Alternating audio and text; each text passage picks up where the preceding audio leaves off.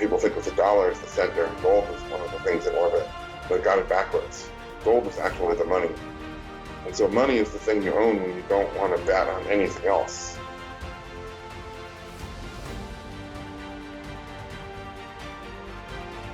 Here at Liberty and Finance, we're licensed brokers with Miles Franklin. We are standing by the inventory, ready to make sure you get what you need, even into the wee hours of night and on weekends, because preparedness doesn't stop. Call us 1-888-81-LIBERTY. That's 1-888-815-4237. Welcome back to Liberty and Finance. We have a returning guest. Keith Weiner is the CEO of Monetary Metals. He's joining us this Friday, February 11, 2022, for a gold advance look ahead. Keith, thanks for coming back on Liberty and Finance. Thanks for having me on the show. At the beginning here of 2022, we want to get a gold outlook with you. A lot of people have been anticipating a lot of things. In October, people were gravely concerned that the markets were due for a serious correction and holding their breath through the usual sort of bewitching times of October. Got through that, got through fourth quarter. People thought maybe Basel III was going to kick in and cause necessary changes in the way that forward pricing, the paper market was going to affect gold and silver, et cetera. Didn't see as much effect as people were expecting on that. There's a lot of now people anticipating major topping in the equities markets and think that that might drag down all kinds of other markets with it. Everybody's got different perspectives that they're looking at this and different lenses they're looking at it through. We'd like to know, as you study the gold market, as you do, because you guys are helping people to facilitate gold bonds for earning a yield on gold that the people have title to. You watch the gold market closely, and we'd like to know your look ahead for the upcoming markets of gold and silver. And then we can talk about some of the impacts of inflation, interest rates, et cetera, dollar strength on those markets. So first thing is worth saying is we publish for free on our website graphs that are updated every day. So 60 some odd different graphs that all come from the data science platform that we built that is drilling deep into the gold and silver markets. And so we study the spread between spot and futures. And with that, we can see, is gold manipulated or not? I think I'm famous or infamous for my opinions on that topic, but a lot of other things as well in terms of supply and demand in gold and silver. And that's available for everybody as a free resource. That platform is kind of the culmination of my doctoral work, a couple of years of work after that, and then a whole lot of clever software that was built to produce a clean signal. And all that stuff is available for free. So as I think I wrote in the report this year, putting together an outlook for what I think the metals are going to do is the hardest of any that I've done. And so as Monetary Metals, we've been publishing these, I think, 10 years. I had a private letter for several years before that. Our team put together our report card for the last 10 years, and we were right about 75% of the time. So we got a few things wrong, but we got a lot of things right, more than we got wrong. But this year was the hardest. And the reason is we're at this fork in the road. I mean, if the Fed is serious about hiking interest rates in any significant way, and I don't mean 25 basis points and they declare victory and go home, but I mean like anything real, then we're headed down one path. And if they, abort, and then come running back to more quantitative easing, or there'll be a new name for it. I think that name has worn out whatever welcome it might have had in the last 12 years or 13 years or so. So there'll be a new name. But if they return to their old ways, then we head down a different path. Newsmax did an article about me in the report, was it yesterday or the day before, and they said, Keith Weiner says silver is going to be $40. And, I'm reading that, and in the report, there's a bit more nuance, and it's basically there's this fork in the road. And I make no claims to have any predictive ability as to what the Fed might try to do. I don't necessarily believe they're rational or any other particular virtue that one might name. However, there's something I said in 2015 that I will say again now, which is they don't really have the power to hike rates for very far or hold them up for very long. And so in 2015, inflation was the bugaboo then, and Janet Yellen, taking over from Bernanke, was saying, yeah, we're going to hike rates. And I said, look, if they embark down this path, a very limited ability to do it. Everyone said, you're an idiot. I said, buy Treasury bonds when the 10-year got to 3% or whatever it was. And sure enough, the trend of falling interest rates resumed with a vengeance. And now things are even more dire than they were then. I mean, there's no fix for this ever. It's just every time that the crisis begins to erupt, lower interest rates make credit easier. That's been the game for decades. And so anyways, if they try to persist and try to do this, they can cause an awful lot of, I shouldn't even say cause, I should say precipitate, because the cause is already baked into the cake. You know, was it 20% of all the corporate debt outstanding is zombie debt? And the Bank for International Settlements defines zombie as a corporation. It's a little more complicated than this, but as a corporation whose profits are less than their interest expense. In other words, they can't service their debt except by, not only really low interest rates, but really forgiving credit markets. I mean, that lenders are willing to lend to somebody who obviously can't pay. It's just a truly astounding thing. So if the Fed is serious about trying to hike rates, then they're going to find that the marginal debtor is defaulting, but the margin has become so incredibly wide, it's huge swathes of the market are going to be defaulting, which will, of course, blow giant holes through the balance sheets of the banks, which is what the Fed really cares about. And so then they're gonna create another 2008, or worse. And then the question is, are they really going to be serious about this, or are they going to hike 25 bips or 50 bips, realize that this is starting to occur, and then back off much earlier than they did? They were hiking rates for a couple of years before the 2008 crisis, which they precipitated. So will they realize that that's happening again, only worse, and back off earlier with less, damage already in motion? And then, so if everything is going to cascade over into the abyss, then I certainly wouldn't be bullish on silver prices. And I'd have a lot more limited bullishness on price of gold. If the Fed is going to back away from this and go back to their old ways, then I think we're going to see $2,100, $2,200, $2,300 gold, because it's just the reason to buy gold. The incentive to buy gold increases in that environment. So that's the slightly more nuanced version of just putting out the number. Could I press you a little bit on the point about, you said, quite revealingly, I think along the way, you said all they really care about is saving the banks or helping out the banks, which it raises the question, based on who actually the Fed is, if they are comprised of representatives of the banks themselves, an industry trying to regulate itself or that sort of thing, can you help people understand that? Is the Fed more than just representatives of the banks making rules to help the banks? Well, yeah, I should clarify that and say the prime directive of the Fed is to enable the government to borrow and therefore spend more than they could ever get in tax revenues. We have this vast welfare state today. You just simply couldn't fund that with tax revenues. Art Laffer did all this work and said basically there's a point at which hiking taxes results in tax rates results in a decreased tax take or tax rake over the economy. So if there's a Laffer maxima, to coin the term, you can't get any more than that out of the economy.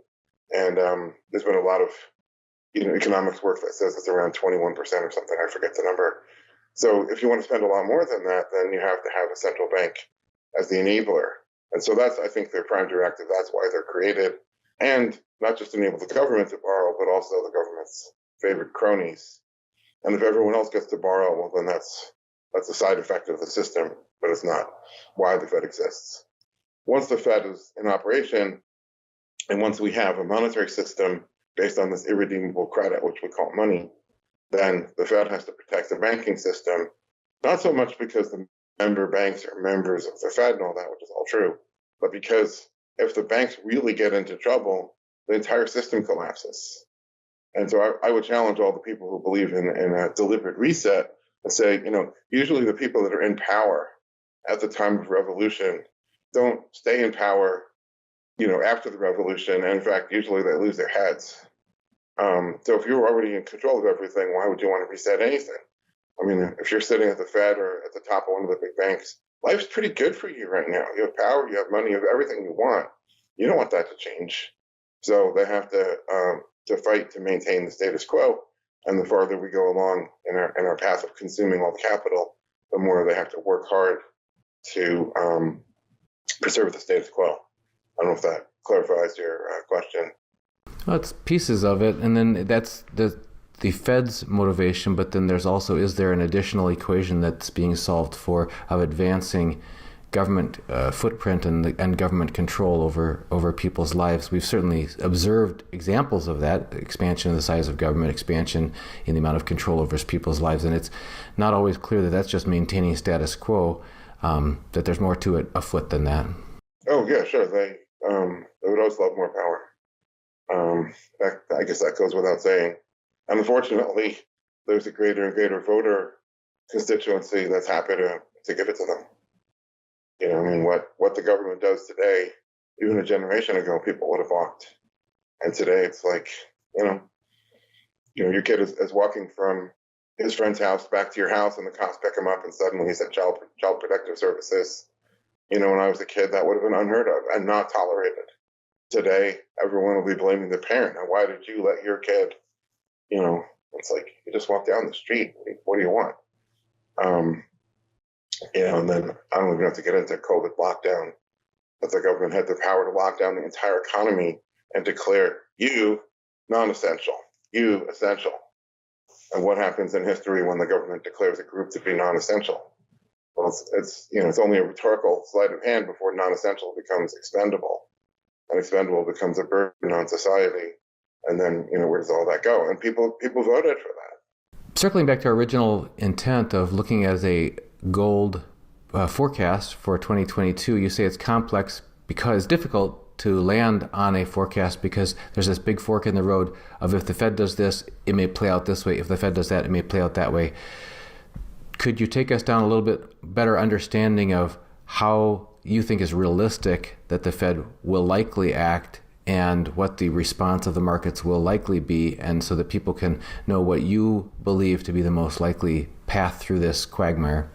Well, I think the market reaction in either case is pretty clear. I mean, if the Fed is going to try to hike, then an awful lot of things are going to crash, certainly including Bitcoin. And I've argued that the price of gold would crash less, and perhaps not much at all, for two reasons. One, gold being money, it's the safe haven that people will be turning to in a world where debt is being defaulted and repudiated and so on. Number two, I just think there's a lot less leverage in the gold market compared to where we were in 2008. In 2008, we'd been, 7 years or so into a pretty steady, almost monotonic bull market. There wasn't a lot of volatility. It's a pretty safe trade to lever up your gold. And then when the price of gold crashed, it just causes liquidation after liquidation, stop order after stop order has been hit. Today, I just don't think the leverage is there. One, there's been volatility in the gold price, so it's not necessarily perceived to be safe to do that. And number two, I just don't think gold has excited anybody. It's the funniest bull market that here we are, a few ticks off the all-time high. It's unloved, unnoticed. CNBC, which used to put gold in the full rotation as you go through Dow and the S&P and the FTSE 100 and oil and gold, and now it's like every third time through. I haven't made a study of it, but it seems like gold cycles through in the rotation a lot less, and of course Bitcoin is there. So I just don't think a lot of people have a lot of leverage on their gold position. So it's the leverage, the unwinding of the leverage that causes that violent price crash. But we'll certainly see it in stocks. We'll see it in real estate if it hasn't already begun. We'll see it in a lot of places. There's been a lot of interesting work in crypto and Bitcoin and just how much leverage there is. People buy Bitcoin, it goes up. They pledge the Bitcoin to get a dollar loan to buy more Bitcoin. Then it goes up some more, and then you pledge it again. And so there's some, house of fun house of mirrors, recursion of leverage on top of leverage there. If that all unwinds, where the price would go, I don't know. But then in addition to that, people turning to gold as the haven. But that's not necessarily an environment, at least not initially, where the price of gold is just rising.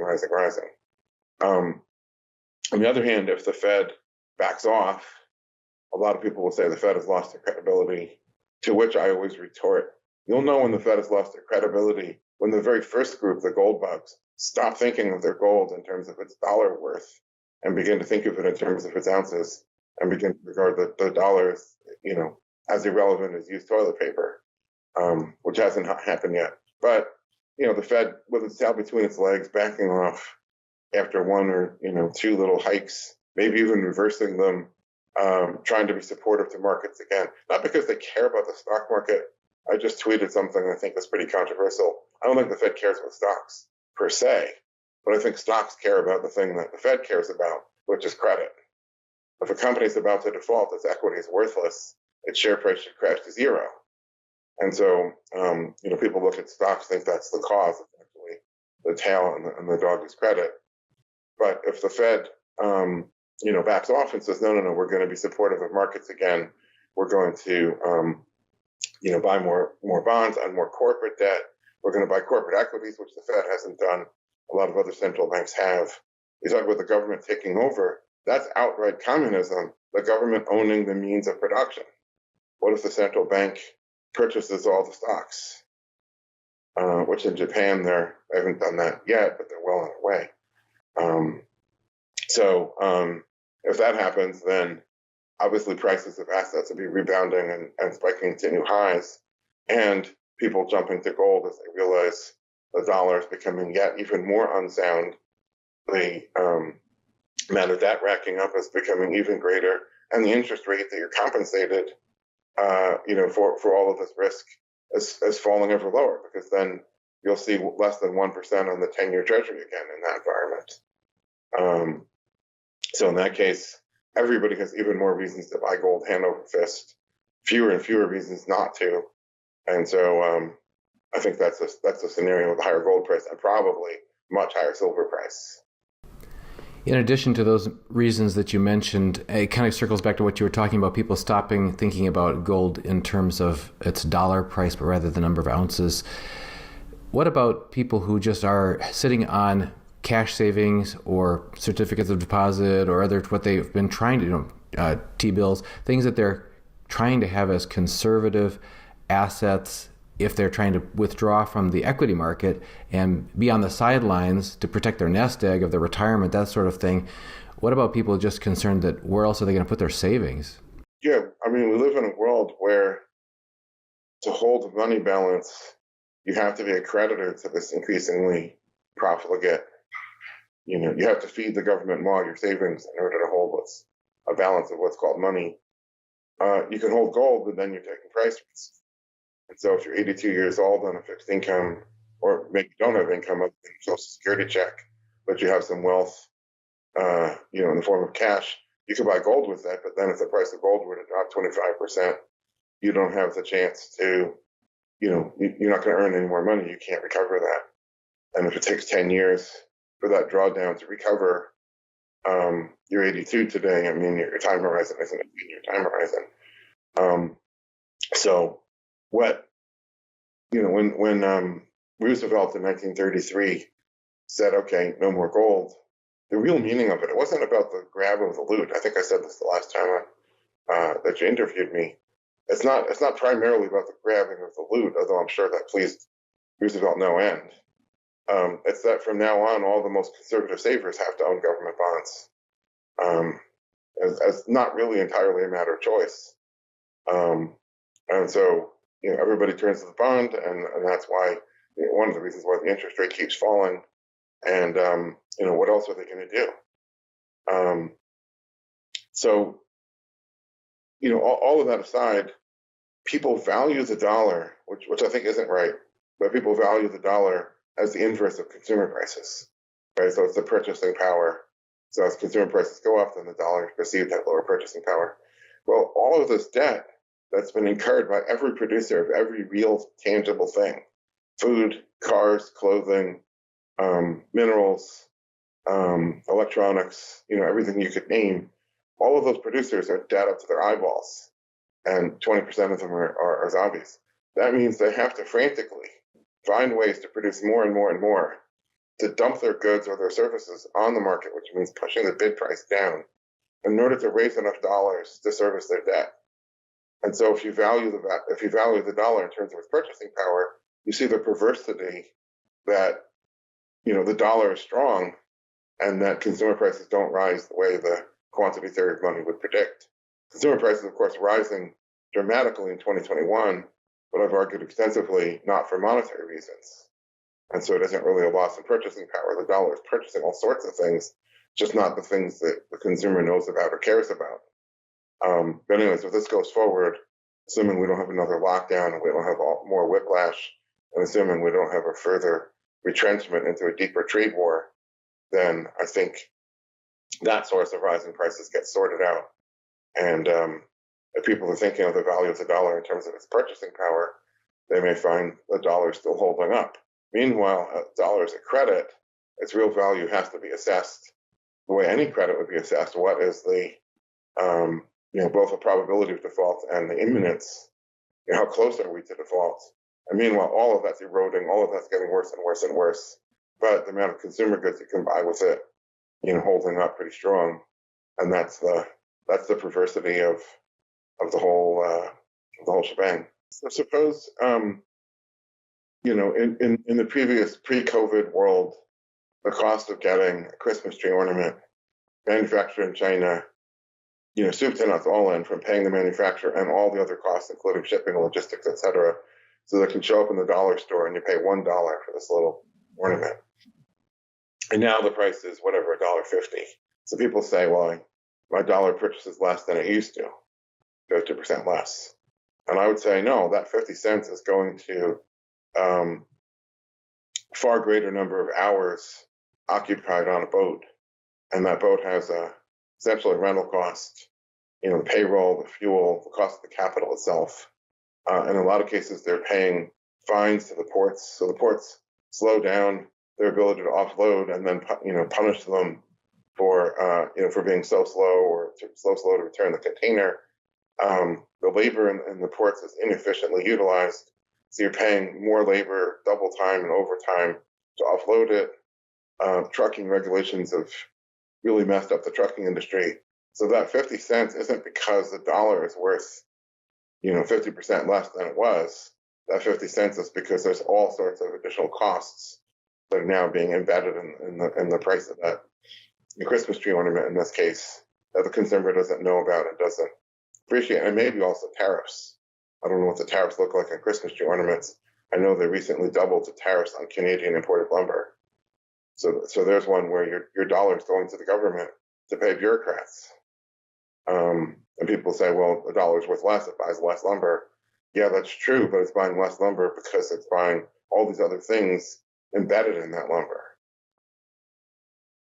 So again, these are non-monetary. If the government doubles the tariff, that's not a Fed policy thing. It's nothing to do with the quantity of dollars.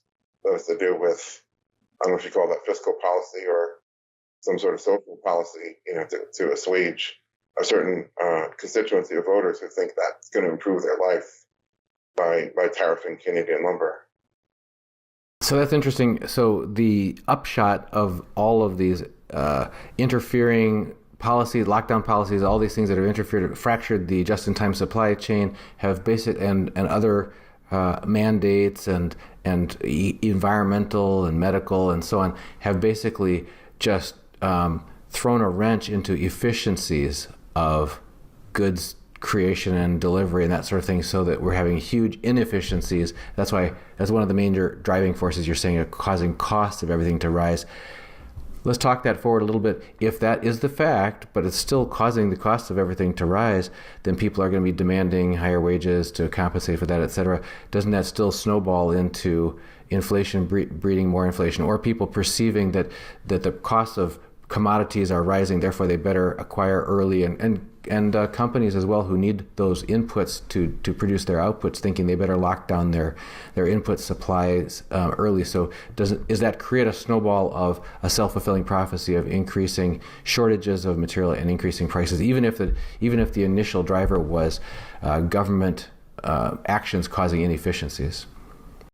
Yeah, there can certainly be a follow-on effect.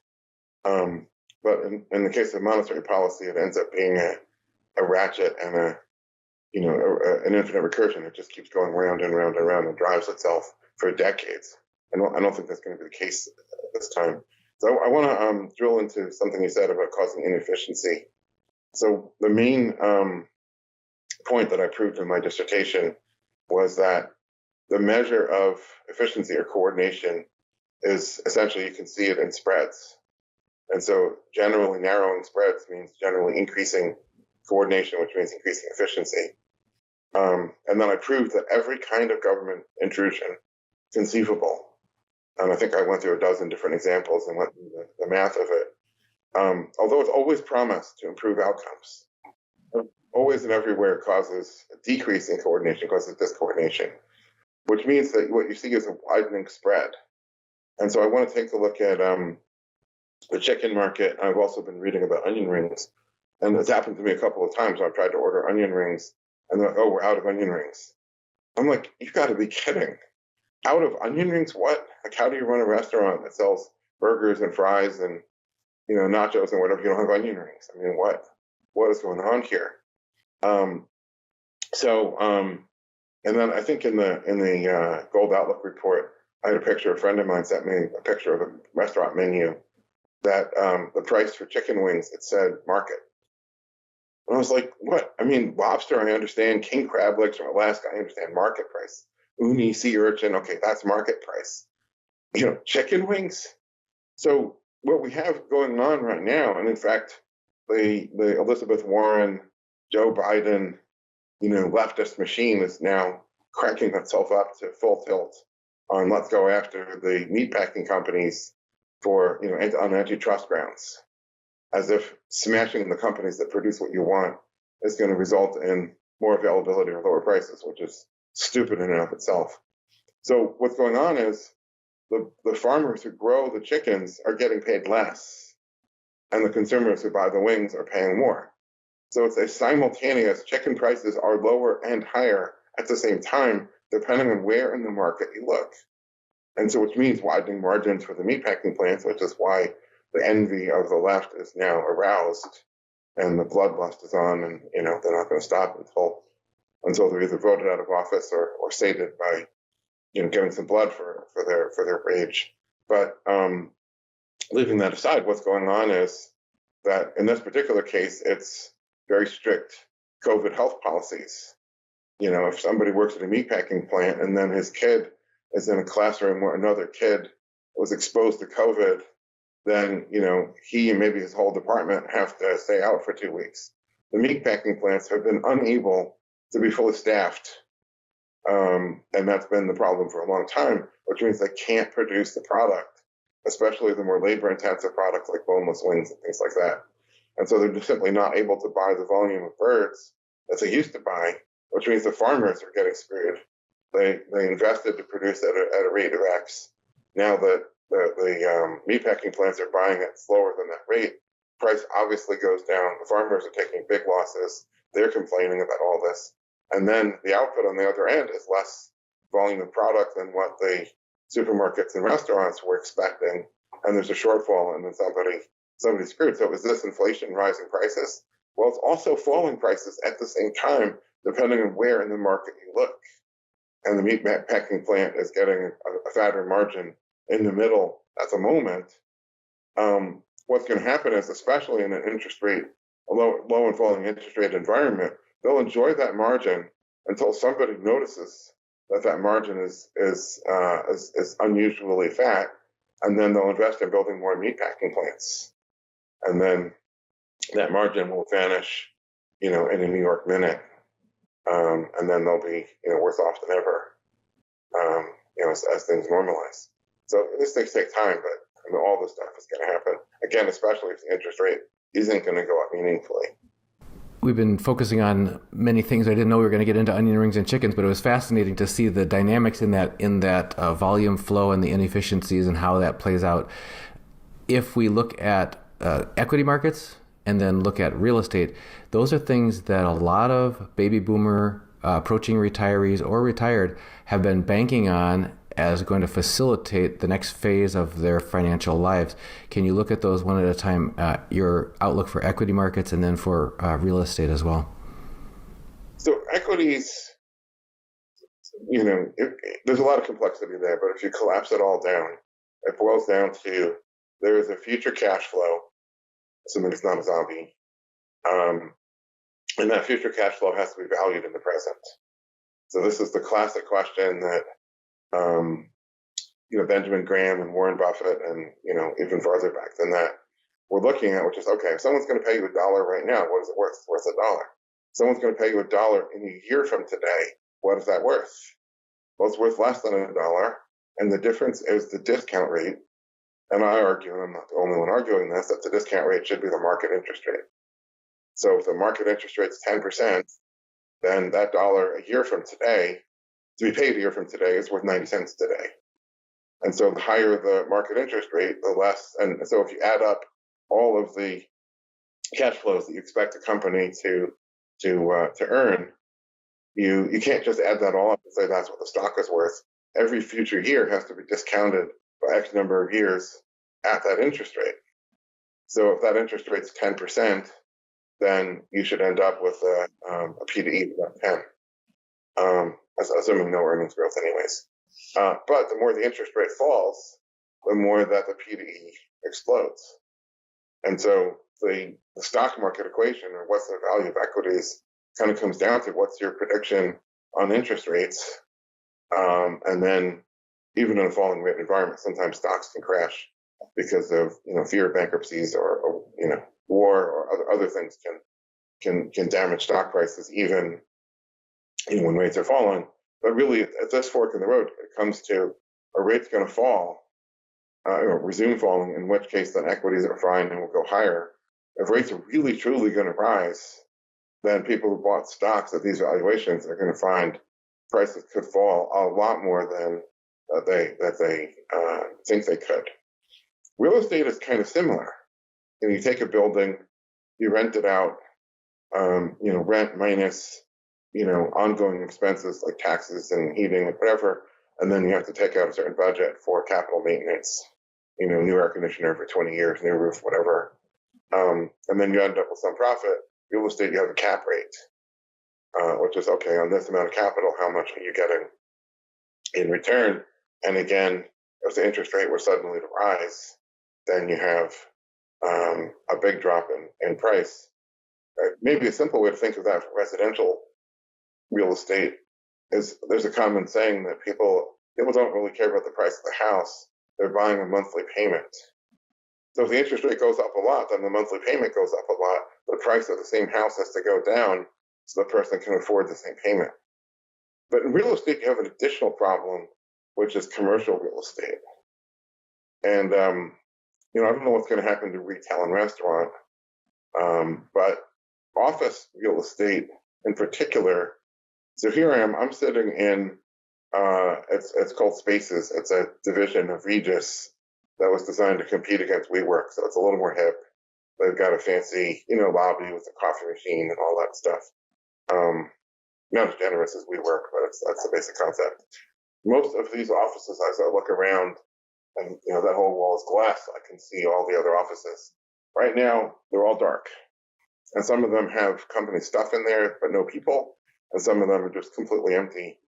And I have to imagine that's true in every office park and every office building in the world right now, is that major corporations have figured out how to shift the workforce to working at home. And, it's one thing if you do that for 2 weeks and then it's okay, everybody come back to the office. Everybody goes back to the office. You do that for 2 years, people have changed their habits. They've changed their lifestyles. A lot of cases, people have moved to other states because they're all working remotely. You can't necessarily tell the workforce, come back to the office. And in this job market, at least right now, a lot of people might just say, I quit if you try to make me do that. So I think that, I don't think the office is going to go away as a concept, but I think the average corporation's got to probably reduce its office footprint by a third, 50%, 2/3. You can debate the number, but a big, big reduction, which means everybody who owns office real estate, surely big haircuts are coming. There's too much of it, and that means prices are going to drop, especially at the margin. I mean, this one is a fancy glass atrium, and it's a real Class A property. They'll probably fill it. It's right here in downtown Scottsdale, Old Town, shopping, restaurants, bars. This is the place to be. This one will probably fill itself at a lower price. What about the ones 20 miles south and east from here? That could just be vacant and then, razed to the ground or converted to who knows what other use. I don't know. So in real estate, I think there's that whole downside that hasn't. I guess the price of, if you want to buy office real estate today, I'm sure that must be lower, but I don't know if this has really been factored in as people think about what all this means. And from the Fed's perspective, what about all these office park developers and office building developers? How are they going to service their debt? And if they don't service their debt, what does that do to the banks? And therefore, what is the Fed going to do to somehow try to prop them up? And, we'll find out soon enough in what new spiffy new acronym that they coined for it. But I would guess that they're going to probably do something and not allow that to just cascade over into the abyss. From everything you've been talking about, it sounds like we really are approaching this fork in the road. Do you have a gut sense for when you're expecting to get a feeling for which way this is going to break between the major options that you've described of either easing or not on the Fed's tightening or not, and how that's going to play out? Yeah, right now the Fed is certainly posturing or jawboning or whatever you want to call it that, yeah, we're going to do this. That said, and so today the market, stock market tanked a bit. Bitcoin tanked. Price of gold is up, I think, last time I looked. But I think, from the Fed's perspective, why should they back down until they see real signs of incipient crisis? So the question is, are they seeing those signs now? They obviously have visibility. The banks are talking with them on a daily basis. So the banks can say, we see distress in all these sectors. And, this percentage of our balance sheet is potentially at risk, all that. Or does the Fed just wait, as they did in 2008, until the crisis has so much momentum that, by the time the Fed is finally reacting, it's too little too late. And then the whole world, my gut would be, no, they won't do that. That they think they've learned their lesson, and that they'll be much more like hyper proactive to not allow that. So could the market, could the economy see a technical recession? Possibly. Could the stock market go down a bunch? It could. Could there be a few defaults here and there? Maybe high profile ones. Possibly that's already baked in the cake. But I think as soon as the Fed is seeing signs of incipient crisis, that would be the point at which I would expect them to jump all over this thing. For what it's worth. Well, a lot of eyes are going to be watching things closely. A lot of people are kind of holding their breath about what's ahead. For ordinary people who feel that all of this is so big, so complex, so outside their personal ability to influence it, what thoughts do you think people should seriously consider as an ordinary person who's trying to just protect themselves against serious outcomes through these various possibilities that may play out if they feel like it's so big, so complex, and so outside their influence? What can people do? I think it's the classic safety trade, dollar dry powder. So owning actual dollars in a bank account or in the form of treasury bonds if you have access to an account where you can own treasury bonds, better than owning stocks and real estate and some of these other things. And some percentage of your portfolio in gold, depending on how much. Now, gold doesn't have, so when people talk about risk, there's price volatility risk and then there's default risk. Gold doesn't have any default risk, but post 1933, certainly post 1971, there's price risk. You could buy it today and the price drops to $1,500 and you say, well, that's not, it's not what I wanted. But you're getting out of any kind of default risk. And you're getting out of any kind of risk. What happens if the Fed announces something even more insane, right? So in 2008, what the Fed and of course the Treasury started to do was completely unprecedented, off the map, and completely bad by the standards of pre-2008. The world got used to that. It's like if your house has an odor of stale fish, and you never really clean it up. Eventually you get to the point, I guess the term is nose blind. You just sort of take that for normal. And then you have a friend comes over and they're like, oh, your house stinks, So the whole world has gotten nose blind to the madness of the post-2008.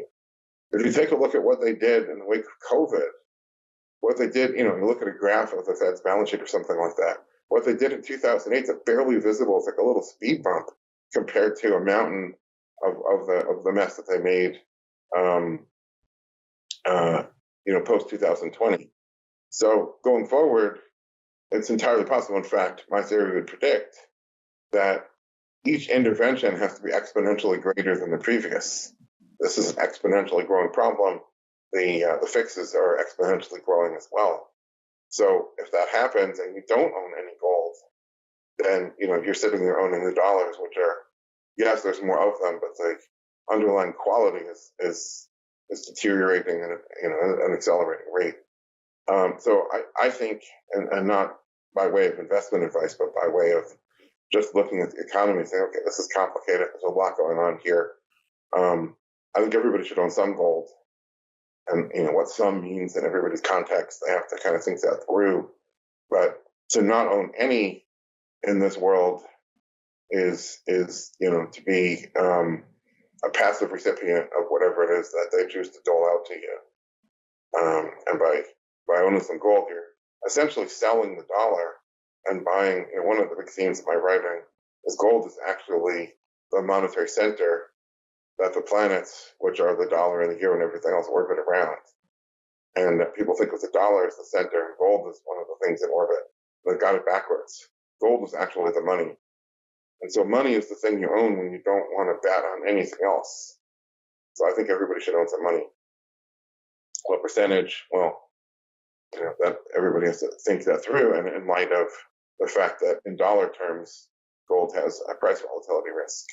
We've been speaking with Keith Weiner. He's the CEO of Monetary Metals. We'll put a link to his company in the description of this video.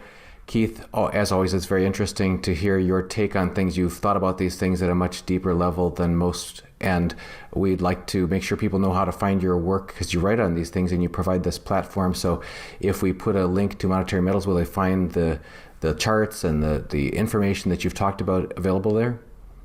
Yeah, the menu at the top has a way to get to the charts. There's a link to the Gold Outlook 2022 report. And then all of my articles are there on the site as well. Thanks, Keith, on behalf of all of our viewers for joining us here on Liberty and Finance. And remember, people, if you don't want to miss a single episode with us, make sure you sign up for our free email newsletter at libertyandfinance.com. You'll get every interview with Keith and with all of our guests, and you won't miss a single notification. Keith, thanks for joining us here on Liberty and Finance. Thanks for having me. Miles Franklin Precious Metals is one of America's oldest and most trusted bullion dealers.